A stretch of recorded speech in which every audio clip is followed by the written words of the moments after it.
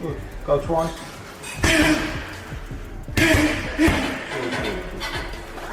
Last one now. 1, 2. 1, 2 up, body head, making this. 1, 2, 1, 2 up, body head, making this. 4-7. Trying to put in response to Bellew and Front. Bellew and Frotch, what can I say about them guys? Come and meet me face to face. I'll eat Frotch alive and I'll eat Bellew alive. And by the way, Bellew got his ass handed to him by a bantamweight. John Fury just lost his mind and threatened to eat 2 men alive after watching Carl Froch train with Tony Bellew yesterday. And what happened next exposed exactly why Fury's family empire might be crumbling faster than anyone realizes.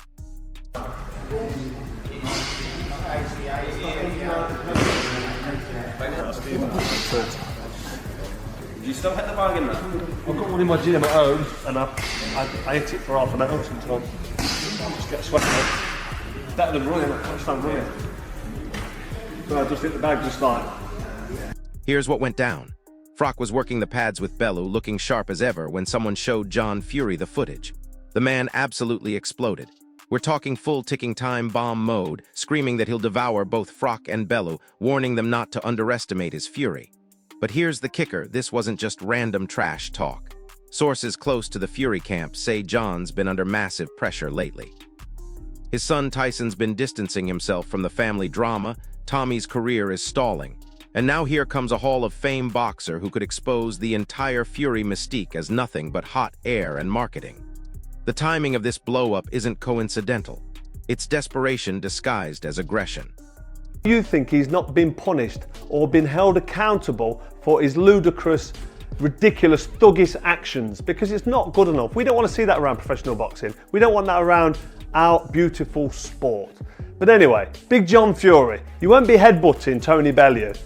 He would end you with one little jab hook, it'd be game over. And the same with me, you won't be headbutting me. Don't come anywhere near me, nowhere in the vicinity within my jab, or you will be getting ironed out. You'll be unconscious. You'll be snoring before you hit the floor. Big John Fury, the bare knuckle champion, the fighting man. You'll be asleep before you hit the floor. So don't talk. But Carl Froch, the man didn't even blink. His response was surgical, calculated, and absolutely devastating. He looked straight into the camera and delivered a warning that sent chills through the boxing world. One clean jab, he promised. That's all it would take to end John Fury's tough guy act permanently. And you know what's wild? Froch wasn't shouting, wasn't screaming, wasn't putting on a show. He spoke with the quiet confidence of a man who's been in real wars with elite fighters. This is someone who went 12 brutal rounds with Mikkel Kessler twice, who knocked out Jermaine Taylor in front of his home crowd, who survived everything boxing could throw at him. John Fury's never faced anything close to that level of professional violence, and Froch's tone made it clear he knows exactly what that gap means. Don't talk rubbish. Let's just move on from it. Stay in your box that you've been put in. You've piped down, you're quieting down. That's good. They've obviously had a word with you. Keep your mouth shut. Stay out of trouble, because if you don't, there's going to be serious ramifications. So stay piped down, stay in your box, keep your mouth shut, and we don't want to see any more of you. At the press conference, at the weigh-in, they didn't want to see you on fight night. You'll sure be jumping around like a jack in the box, but stay in your box you've been put in, and stay out of my way, because I can assure you it will not end well. The contrast between these two men is absolutely staggering when you really break it down. While John Fury was having his meltdown, Froch maintained the kind of ice-cold composure that separates real fighters from wannabe tough guys. He made it crystal clear that stepping out of line would have immediate consequences, but he delivered that message without raising his voice or losing control for even a second. This is textbook psychological warfare from someone who understands that true intimidation comes from competence, not volume. Froch has been in the ring with killers like Andre Ward, Carl Durrell, and Glenn Johnson. He's felt real power, absorbed punishment that would hospitalize most people, and kept fighting through it all. That kind of experience creates an unshakable confidence that no amount of street tough posturing can replicate. To the lads, I wish it was last weekend, but the weekend just gone. Well, we've got 5 days to wait now, so I'm expecting that if it's not a career best performance. Now here's where John Fury's response gets really interesting, because it revealed way more than he probably intended. He tried to brush off the tension with his usual bravado, acting like he was completely untouchable and above it all. But watch his body language closely. The man was rattled. You can see it in how he overcompensated, how his usual swagger became more forced and theatrical. Frock's disciplined training session with Bellew had clearly gotten under his skin in a way that surprised everyone, including Fury himself. Here's a guy who's built his entire reputation on being the unpredictable wildcard, the loose cannon that nobody wants to mess with. But faced with someone who's genuinely been there and done that at the highest level of professional boxing, all that manufactured chaos suddenly looks like what it really is, an act designed to intimidate people who don't know any better. You know what I'm saying? I've been around the gyms all my life. I've come off 200 years of knowledge in my head. These people can't compete with John Fury, and you'll see it. The gymnasium experience versus real ring experience debate is where this gets absolutely fascinating. John Fury loves to flaunt his lifetime of gym battles, his underground reputation, his ability to dominate regular people in everyday confrontations. Every word out of his mouth is calculated to grab attention and establish dominance over whoever he's talking to. But Carl Frock just sits there, letting Fury heat up the moment while quietly preparing to turn all that misplaced arrogance into a teaching moment about what real fighting actually looks like. See, there's a massive difference between being tough in street situations and surviving 12 rounds with a world-class athlete who spent years perfecting the art of inflicting maximum damage within the rules of professional boxing. Fury's never experienced that level of systematic punishment delivered by someone with elite technique and conditioning. I'm not going to big myself up too much. So he's never stepped into the ring, which is what I'm trying to get at, with a real professional boxer, ever. And recently he's been running his mouth saying, if you got me in a ring, a boxing ring, UFC ring, the only ring I'd be getting in is a boxing ring. He said he'd choke me out. So maybe when he sees me, he's talking about choking me out. But let's just be clear about this. He won't be choking out anybody. When Frock finally responds to all the theatrical nonsense, it's like watching a master class in psychological dominance. He speaks with sharp authority, exposing Fury's bravado as exactly what it is, empty threats from someone who's never been tested at the highest level. Frock doesn't need to overplay his hand or match Fury's energy level, because every word he says carries the weight of legitimate accomplishment. This is someone who headlined major pay-per-view events, who filled massive arenas, who earned respect from the most dangerous men on the planet through his actions inside the squared circle. When he talks about ending someone with one clean shot, it's not a boast. It's a professional assessment based on decades of experience, separating pretenders from the real deal. That kind of quiet confidence makes Fury's theatrical bluster look weak and predictable, proving why authentic experience beats manufactured toughness every single time. Yeah, you cracked a little laughing. What was all that about? Yeah. What was so funny about that? Why didn't you stay? Why didn't you say then? Why didn't you step in and say, "Hang on a minute"? I went Roger, to in a boxing I match. even told him I think he'd knock you out, like personally. What? Do you know As to try and build it. I'd Trying to love do the me a fight favour. though, wouldn't it? I mean, like, you got Tony Bellew over there, he's going, do you know what, I could beat that Bridgerweight. Like, I watch you on the bag sometimes, right? In my opinion... Bellew coming back? He said, like, I just feel like a fight comes up, you know what it's like, you've looked at it before and like, you know... But here's where the story takes an even more interesting turn, because Eddie Hearn and other boxing insiders started weighing in on this developing situation. They're exposing John Fury's antics as laughable attention-seeking behavior from someone who's desperate to stay relevant in a sport that's moved beyond his particular brand of chaos. While Fury continues hyping himself up with increasingly ridiculous displays, Frock remains completely unshaken, demonstrating the clear gap between legitimate fighters and people who just talk a good game. The beauty of Frock's approach is that he's using composure as a weapon, letting Fury's theatrics backfire spectacularly, while building even more respect within the actual boxing community. Promoters, trainers, and fighters all recognize the difference between someone who's earned their reputation through genuine accomplishment and someone who's trying to manufacture relevance through controversy and volume.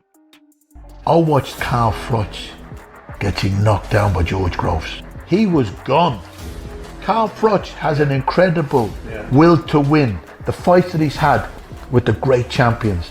And he's come out of the sport intact. For John Fury to be calling out Carl Froch on his opinion, because Carl Froch is entitled to give his opinion in boxing. If you can't have freedom of speech, what was the point of these men and women dying in the world wars, giving their lives in vain?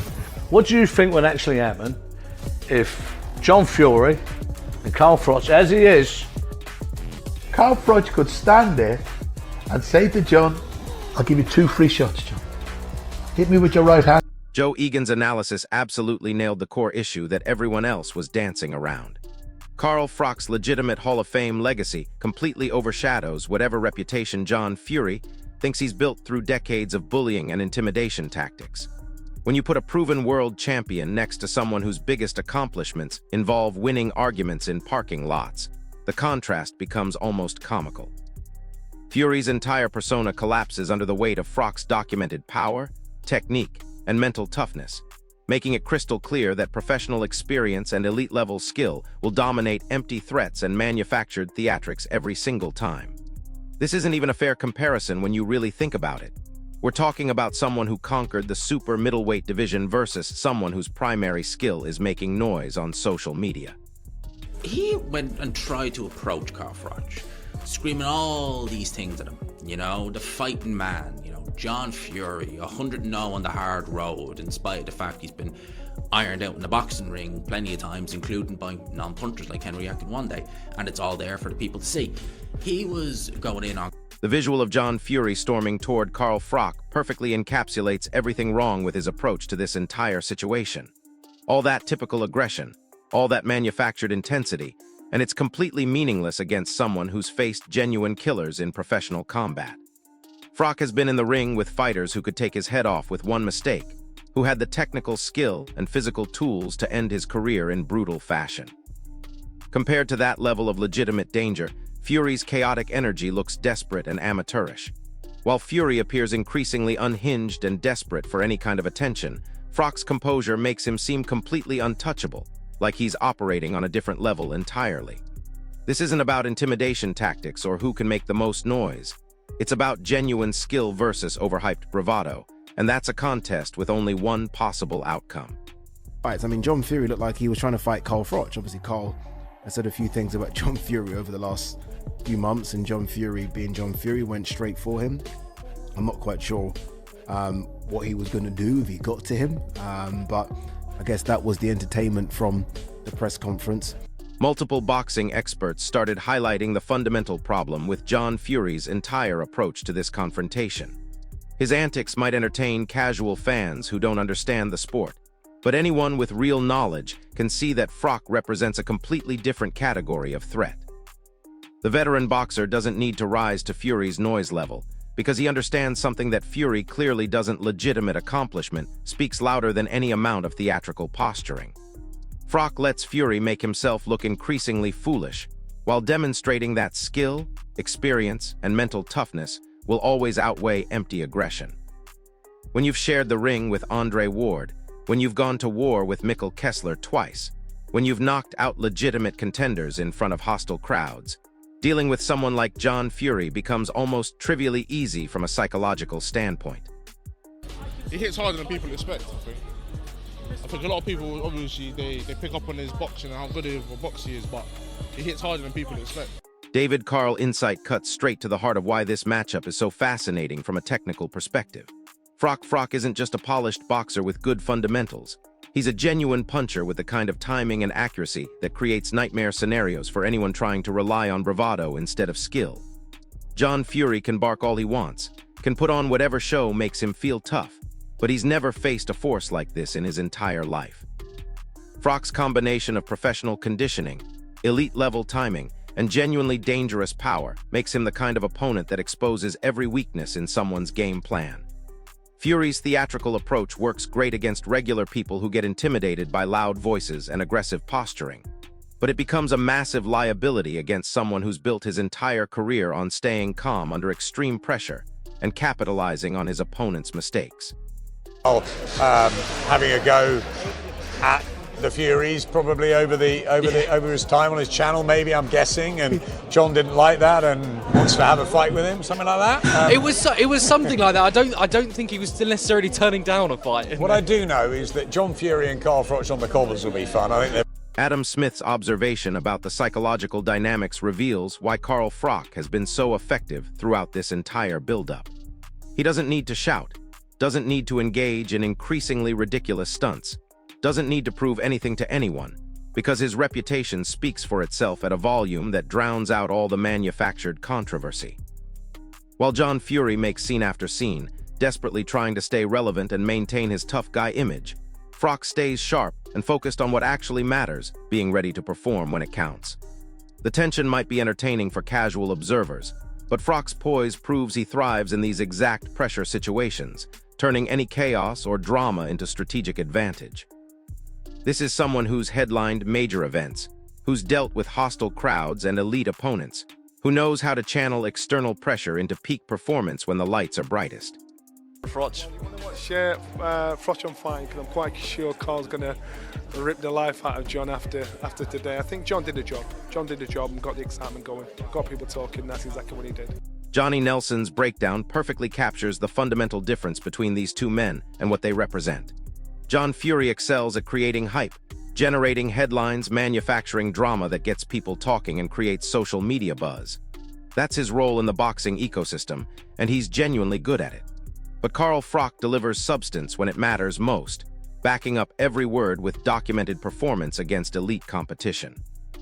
Fury's contribution is entertainment value and controversy, while Froch's presence guarantees legitimate results inside the squared circle.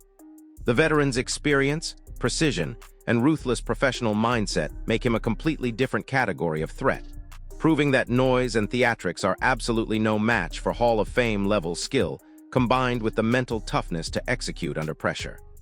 Father of the king of the world. I think he's referring to Tyson Fury. You know, when you have kids, you know, most people, when they want to talk about their children, they might pull their mobile phone out and show a few pictures. Big John just shows his balls. That's where they came from. If there's anyone who needs a Manscaped advert, it's fucking But here's what's really fascinating when you step back and analyze the bigger picture.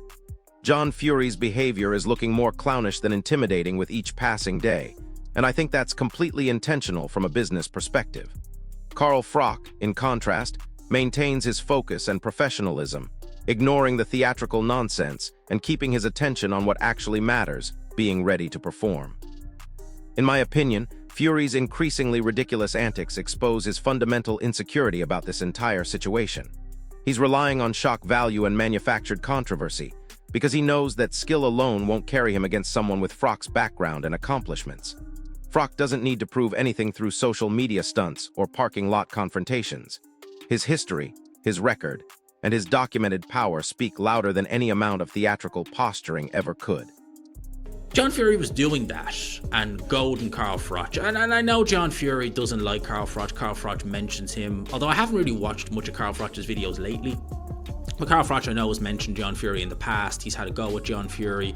They actually talked about having an actual, was it an exhibition or a boxing type match? And John Fury, the, any man, anytime, was saying words to the effect of, "Oh, I'll fight you, Carl Froch, but the money has to be right." And Carl Froch basically said, "All right, well, if we arrange payment..." The charity fight angle that Liam Smith mentioned reveals Carl Froch's superior intelligence and strategic thinking in this entire situation. While John Fury makes everything about ego, money, and theatrical showmanship, Froch handles the business side with class and genuine strategic planning.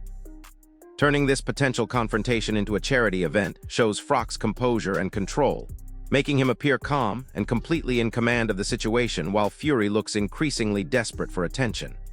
Fury's loud threats and ridiculous conditions don't intimidate someone like Carl Froch at all. Instead, they highlight Froch's massive mental edge and professional approach to conflict resolution. Froch is ready, respectful, and completely focused on the task at hand, proving that real champions don't need empty bluster or manufactured controversy to dominate their opponents psychologically before any physical confrontation even begins. I would never back against Carl Froch on the cobbles. Ever. But John Fury's a big old lump. There'll be some illegal moves in there. Do you know what I mean? But if they ever get close... Eddie Hearn's assessment makes it crystal clear that while John Fury might be physically imposing and genuinely unpredictable in street situations, Carl Froch's skill and ring experience will always prevail in any organized combat scenario. Froch doesn't need to throw wild punches, doesn't need to rely on brute force or intimidation tactics, because he reads opponents, adapts to their weaknesses, and punishes their mistakes with surgical precision. Fury might scare casual observers with his size and manufactured aggression, but Froch thrives under exactly this kind of pressure, turning chaos and drama into opportunity for devastating counterattacks. The mental edge is absolutely clear when you compare their approaches. Froch stays calm, focused, and calculating, whereas Fury reacts emotionally to every situation and relies on volume over substance. Whether on the cobbles or in a professional ring, Froch's composure and decades of accumulated knowledge give him every possible advantage. What John does, he's very, very, very passionate around his sons when they're fighting, and it gets something out of him. I spoke to him, right, literally face to face, and I said, well, you know, what is upset? He said, I don't want people calling me out because I'll take any man on. Yeah. You know the comments. Yeah. Gareth Davies highlights the fundamental difference between manufactured passion and genuine professionalism that defines this entire confrontation. John Fury thrives on hype, emotional outbursts, and dramatic displays that generate headlines, but often cause him to lose focus on what actually matters in combat situations. Carl Froch channels his confidence and competitive drive professionally, always measured and genuinely ready for real challenges from elite-level opposition. While Fury's energy appears chaotic and unpredictable to casual observers, Froch remains mentally sharp, constantly adapting to potential threats while maintaining complete composure under pressure. His focus and strategic approach demonstrate true ring intelligence developed through years of high-level competition. Froch doesn't need theatrical intimidation tactics because his record, experience, and present-moment awareness speak volumes about his capabilities. He handles media attention and psychological pressure with calm authority, proving that skill, composure, and tactical intelligence will always triumph over empty bluster, regardless of how loud or dramatically someone like Fury chooses to present himself. So here we are, watching this entire build-up unfold like pure theater, with John Fury screaming, threatening, and desperately trying to intimidate someone who's faced legitimate killers for world titles. But all it's accomplished is putting Carl Froch in the perfect position to remind everyone why experience and skill matter more than social media noise. Froch has stayed calm, calculated, and completely focused throughout this circus, training hard with Tony Bellew and demonstrating that decades of professional ring intelligence beat empty bravado every single time. If John Fury somehow manages to win this confrontation, it would be the shock of the century, a rare case of size and manufactured chaos overcoming legitimate Hall of Fame level skill and mental toughness. But honestly, the smart money is on Carl Froch delivering a masterclass in composure, timing, and brutal precision, proving once and for all why he's a true fighting legend. Mentally, Froch is operating on a completely different level, staying unshaken while Fury's increasingly desperate antics scream insecurity and manufactured relevance. This isn't just about throwing punches. It's about brains, heart, legacy, and what happens when real accomplishment meets manufactured controversy. So here's my question for you. Do you think John Fury's street tough act can overcome decades of elite professional boxing experience? Or is Carl Froch about to expose this entire charade for what it really is? Drop your predictions in the comments below. Smash that like button if this breakdown opened your eyes to what's really happening. Subscribe for more inside analysis of boxing's biggest stories. And hit the notification bell because this situation is about to explode in ways nobody's expecting.